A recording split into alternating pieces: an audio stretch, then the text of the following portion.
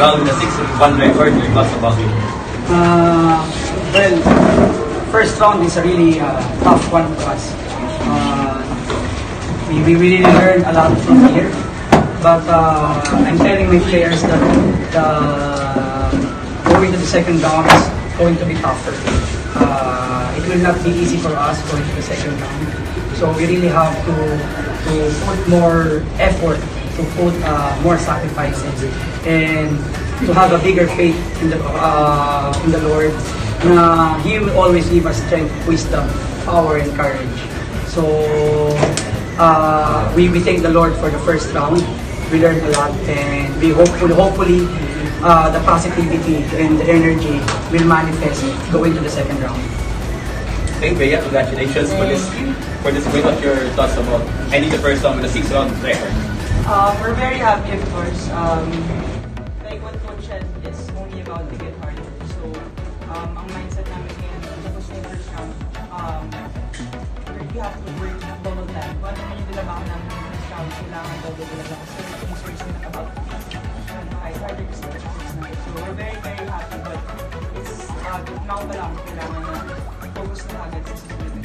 So I think the second half was definitely hard because of all the adjustments of the teams, and I know that the first round was really a team effort, and I think we earned it by working together and really following the system, and we're going to have to continue that, but also adjust because the teams will only come out stronger. Coach, you anticipated a strong fight from NU by of course to the rookies. You opened this game with 13 errors going to first. Ano yung naging struggle na? Well, sabi nung isa kong player, second guess, that purpose dito, what happened in the first round is, we know we cannot see it. But of course, NU coming from a good win last week, and yung momentum is still there, the energy, the intensity is still there. I anticipate them. I already told my players that they will come out strong, they will come out with pure intensity. But I'm telling them, just show your character.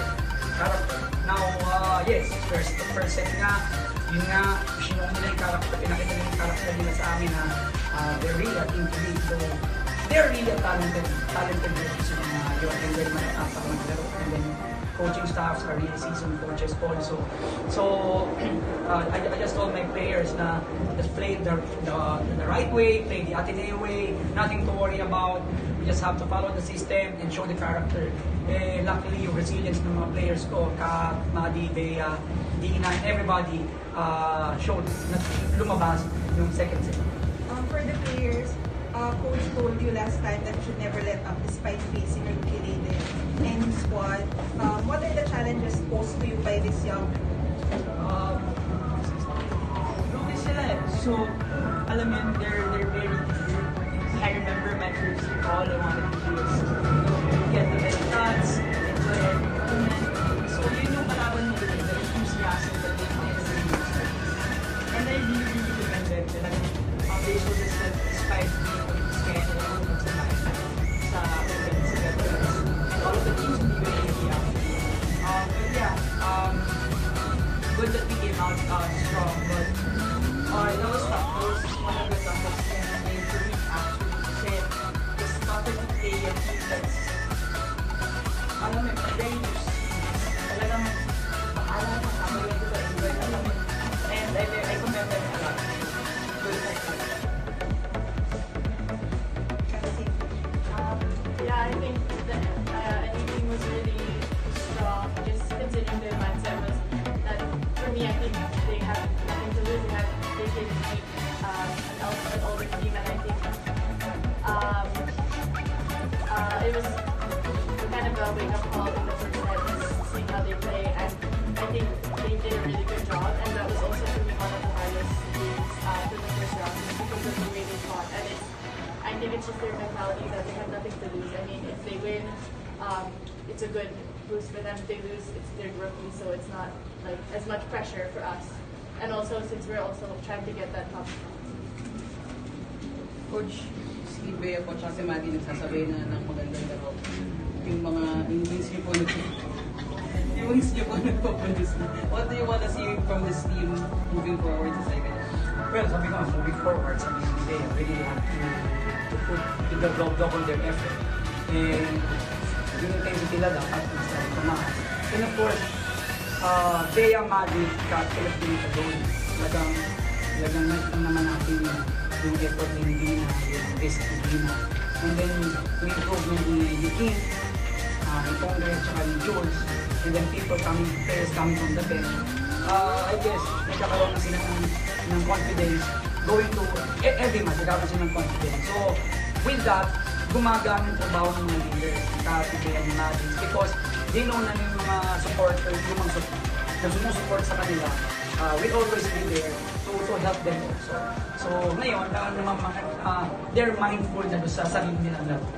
So, hopefully, everybody should be, should pick at the right time, should have the 100% mindset and energy at the right time coming the second round. Coach, speaking of PE, you're at season 1.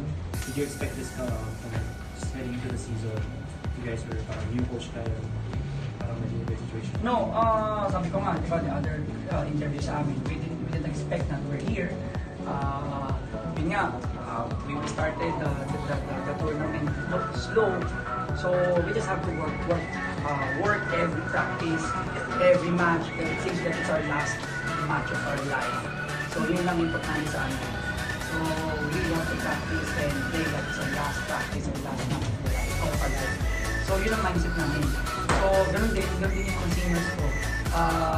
They're really doing more every practice, doing more every game. That's what Ateneo values are all about. Education values of giving matches and everything, being better than our best always. Yan ang mindset namin. So siguro yun ang lagi namin yung matches in ourselves. So, Bea, not only got the points again, magandang points niya, but yung leadership sa team niya, what can you say about that? Kay Bea, 13 points siya today, tapos yung leadership niya. What can you say? Our leadership ni Bea? Well, I never doubted the leadership of Bea ever since.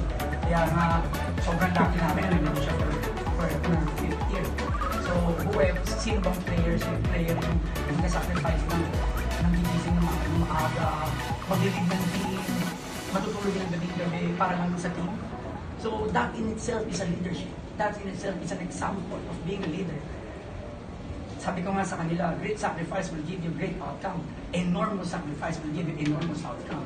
So, we don't mind kung anong result kasi result will come. Kasi importante, they know their role, Bea knows their role, Kat knows their role, Madi knows their role, and they're helping each other do their role. Yun ang pinaka-importante. So, leadership, I never doubted. I never doubted Madi's leadership, I never doubted Kat's leadership, I never doubted Kim's leadership. So, whatever it is, it's really a team effort. Yung leadership niya is because of their team also. Maging strong position natin in the fourth set. What worked naman well for the team after nung first set, marami kong everything. Nung second and third, nagkakaroon yung makakawal. We went, kasi hindi naman that last season well, last game. So what we wanted to do talaga was taas ng bola and laro ng pananalitan to striker kasi magaling. So that's what also Coach Alex has, better the ball all the time. So baka na magagawa. Kung nataas na ng team, nandun yan. What will we do about it? Kailangan mo maganda yan every time. Every single time the ball goes up. Yung mindset mo na hindi naman kailangan patay kagad. Patience rin na unti-untiin mo until makakuha ng talagang maganda. Sige, follow. But at the end of the day, talagang teamwork na communication talaga on court and yun, talagang better than ball and patience. Thank you very much. Thank you very much. Thank you very much. God bless us. I caught it. Yeah.